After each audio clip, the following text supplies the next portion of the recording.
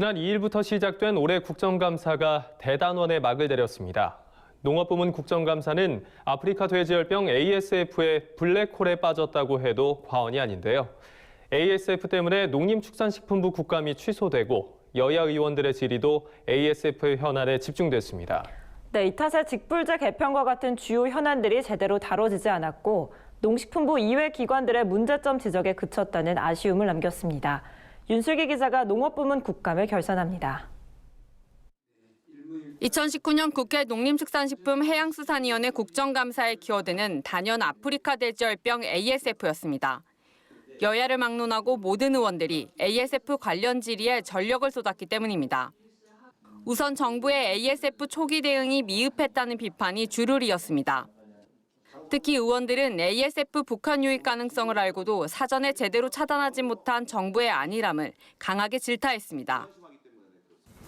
이동 조치 해제한 다음에 이제 역학 관련 농가에 대해서 이제 예찰을 해야 되잖아요. 724개 농가 중에서 94개 농가를 못했어요. 통화 좀 알아보려고 했더니 전화 예찰이 안 돼요. 그러니까 문자만 발송하고 그리고 나서 나중에 21일이나 돼야지 이제 3회 미응답시 직접 방문이라고 하는 원칙을 세워서 완전 뒷북 이런 초기에 했어야 될 그런 조치들이 전부 다 이렇게 중구난방식으로 했다 안 했다 이렇게 됩니다. 조명의 환경부 장관, 북한 멧돼지가 유입됐을 가능성 훨씬 낮다. 이렇게 차단하고 돌았지 않습니까? 답이 있었습니까? 없었습니까? 없었죠. 이번에 제대로 한 게 뭐 있습니까? ASF로 고통받는 양동 농가에게 현실적인 지원이 필요하다는 지적도 나왔습니다. 살처분 농가에 지원하는 살처분 보상금이나 생계 안정자금 등이 피해 규모에 비해 턱없이 부족하다는 목소리가 높아섭니다. 지금 우리가 이제 방역 과정에 보면은 농가의 자발적인 참여 의지가 매우 높지 않습니까? 최근에 양돼지 값이 워낙 떨어져 있다가 보니까 시가 보상으로 인해서 농가가 불이익이 있다 이런 얘기가 많이 있고 이렇게 참여 의지가 높을 때 보상에 있어서 손해가 없도록 해줘야 된다는 거예요. 그 제도를 마련해줘야 결국 방역은 1차적으로 농가가 하는 거 아닙니까? 이렇게 국감 질의가 온통 ASF로 쏠리면서 다른 농업 현안들은 상대적으로 묻혔습니다. 직불제 개편이나 농업 예산, 농산물 가격 안정 대책 등 굵직한 사안들이 제대로 다뤄지지 못한 점은 이번 국감의 최대 아쉬운 점으로 남았습니다. 그나마 다른 소관기관들의 국감에선 정책 운영과 관련한 날선 지적이 많아 눈길을 끌었습니다. 한국농수산식품유통공사 AT 국감에선 농산물 수출 지원 관련 질타가 이어졌습니다. AT가 신선 농산물 수출에 소극적일 뿐 아니라 수출 바우처 사업도 방만하게 운영한다는 내용이었습니다.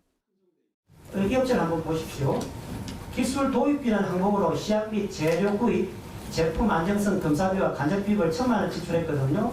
이미 기술과 상품을 가지고 해외 진출 그리고 수출 지원하는 지지와는 어긋나고 해당 회사의 자산을 남는 기술 도입비까지 AT에서 지출 승인을 합니다. 어때요? 적절합니까?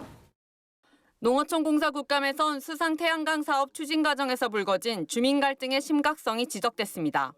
농어촌 공사가 벌이는 수상 태양광 사업 57곳 가운데 13곳이 주민 갈등으로 협의 중에 있고 개발 허가가 완료된 과정에서 주민들의 의사가 제대로 수렴되지 않은 경우도 있어서입니다.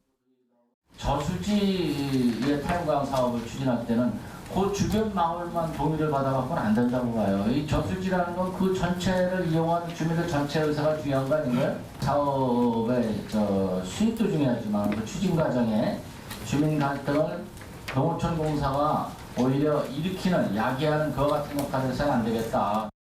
한국 마사회 국감에선 정운천 바른미래당 의원이 말 이력제 도입을 주장하며 태역 경주마의 상당수가 식용 말고기로 유통되고 있다는 사실을 밝혀 화제를 모으기도 했습니다. MBS 뉴스 윤슬기입니다.